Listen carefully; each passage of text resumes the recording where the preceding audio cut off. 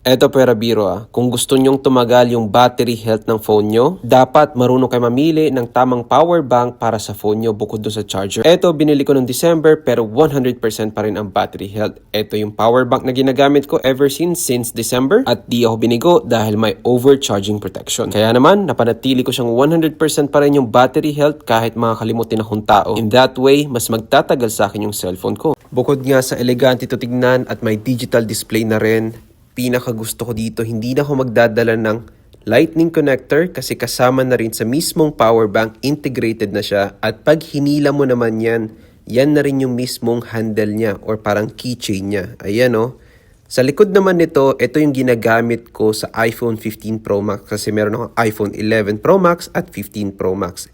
Capacity nito is 22.5 watts. For iPhones, ideally 20 to 26. 20 is suitable na yon. Yun ang recommended. For comparison, ito yung 11 Pro Max ko. Ang liit lang niya pero 20,000 mAh ang capacity. Kaya naman, for my 5 months of usage ng power bank na to, masasabi kong sulit kasi protektado ang battery health ng mga iPhone ko. Kung gusto mo nito, ang bilis magkaubos